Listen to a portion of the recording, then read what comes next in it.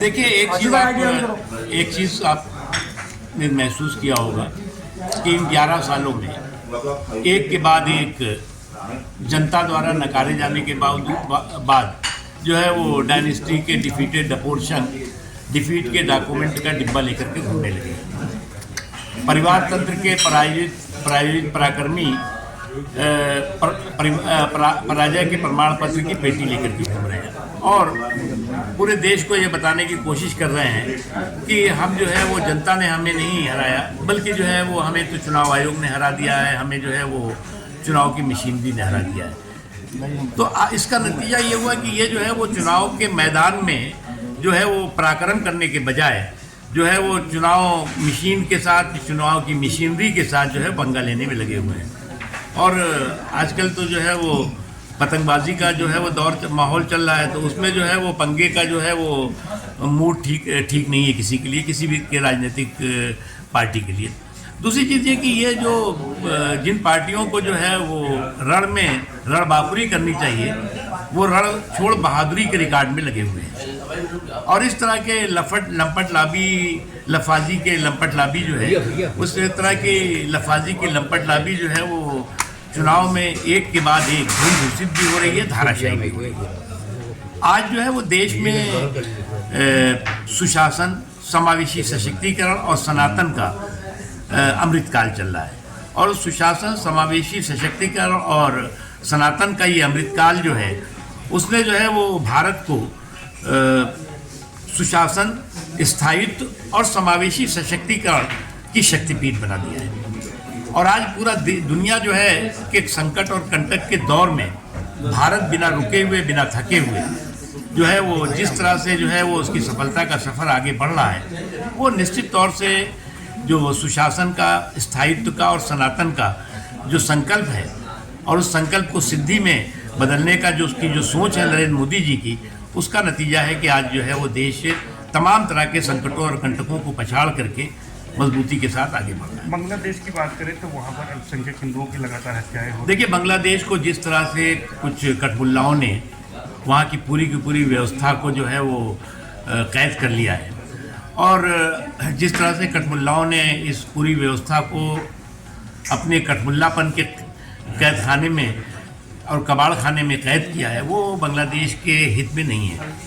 और आज जिस तरह से बांग्लादेश जो है वो जल्लादी और जिहादी जालिमों के जुर्म और जुल्म का जंगल बनता जा रहा है, उस जंगल का ज़मींदोज़ होना बांग्लादेश के भी हित में है और पूरी दुनिया के हित में है। क्योंकि जो कुछ जिस तरह से अल्पसंख्यकों के साथ खुलेआम कत्लेआम हो रहा है, जुल्म और जुर्म की पराकाष्ठा दिखाई पड़ रही है, वो कोई भी जो है वो देश उसे स्वीकार नहीं करता। अब बात करें बीएमसी चुनाव की, तो क्या कहेंगे बीएमसी चुनाव को लेकर? देखिए, एक बात आप देखिए कि इन अगर 11 सालों में देखें तो चाहे वो लोकसभा का चुनाव हो, चाहे विधानसभा का चुनाव हो, चाहे पंचायतों के चुनाव हो, चाहे लोकल बॉडीज़ के चुनाव हो, भारतीय जनता पार्टी के जो विजय की गिनती है, उसने जो है वो जो विरासत वाली पार्टियां हैं, जो विपक्ष है, उसका जो है वो गणित बिगाड़ दिया है।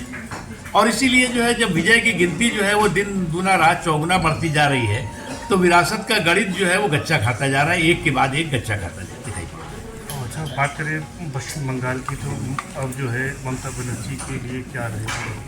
देखिए, मैं एक बात बताऊं आपको कि पश्चिम बंगाल में जो कुछ भी इस दौरान घट रहा है, एक कॉन्स्टिट्यूशनल जो पद है उस पर बैठे हुए व्यक्ति अगर क्रिमिनल करतूत में लगा हो, कॉन्स्टिट्यूशनल जो है वो पोस्ट पर बैठा हुआ व्यक्ति जो है वो क्रिमिनल पराक्रम में और क्रिमिनल जो है वो करतूतों में लगा हो, तो उससे एक बात समझा जा सकता है कि अभी तक पश्चिम बंगाल में इस सरकार के और इस सरकार की मुखिया के संरक्षण में अपराधी पनप रहे थे, फल फूल रहे थे, खुलेआम अपराध कर रहे थे। अब खुद सरकार की मुखिया खुद अपराधियों की सरगना बनती हुई दिखाई पड़ रही। विधायकों की कुछ बैठक हुई थी, उसके अलावा उन्होंने कहा कि सिर्फ सम्मान बसपा ने दिया, कांग्रेस और सपा ने भी ब्राह्मणों को सम्मान नहीं दिया। उन्होंने एक और बड़ा ऐलान किया है कि वो 2027 का विधानसभा चुनाव भी अकेले लड़ेंगी। देखिए, मायावती जी को जन्मदिन की बहुत बहुत शुभकामनाएं, बहुत बहुत मुबारकबाद। वो भी इस बात को अच्छी तरह जानती हैं और ज़्यादातर विपक्ष के लोग इस बात को अच्छी तरह समझते हैं कि ये जो गठबंधन है, ये गठबंधन जो है वो अपने ही विरोधाभास के चक्रव्यूह में बुरी तरह से फंसा हुआ है। और इस गठबंधन की गठरी में जितने छेद हैं उससे ज़्यादा उनमें महत्वाकांक्षी मतभेद है। गठबंधन के छेद को रफू करने और मतभेद को रफू चक्कर करने में जो है वो चुनाव भी निपटते जा रहे हैं और गठबंधन भी निपटता जा रहा है। इस बात को मायावती जी भी समझ रही होंगी। तो वो अकेले लड़े या दुकेले लड़े, उनको एक बात तो अच्छी तरह से मालूम है, आज देश का मूड और माहौल भारतीय जनता पार्टी और एनडीए के पक्ष में। एक आखिरी सवाल है कि एसआईआर को लेकर लगातार राहुल गांधी और यूपी में समाजवादी पार्टी के मुखिया अखिलेश यादव सवाल उठा रहे हैं। खासतौर पर उनका ये कहना है कि विपक्ष को हराने के लिए ये साजिश चुनाव आयोग के साथ मिलकर बीजेपी कर रही है। देखिए, एक चीज़ आपने देखा होगा कि इनका फूका हुआ हाइड्रोजन बम और छुटे हुए जो बकवास बहादुरी का गोला था वो जो है वो टाई फिश हो चुका है। अभी बिहार में इसी तरह का जो है वो फूका हुआ हाइड्रोजन और बम लेकर के ये घूम रहे थे और कह रहे थे कि जो है वो इस चुनाव के बाद ये बम ऐसा बोलेगा कि जो है वो बड़े बड़े लोग जो है वो बौखला जाएंगे। लेकिन हुआ क्या, बम ऐसा बोला कि ये खुद इनका बंटाधार कर गया। तो इसलिए जो है इस तरह की जो पिटी हुई पटकथा पर जो पाखंड करने का जो प्रयोग है वो इन्हें जो है वो बंद करना चाहिए। अन्यथा जो है ये पार्टियां जो है पराजय की प्रयोगशाला बन जाएंगी, उससे ज़्यादा कुछ नहीं।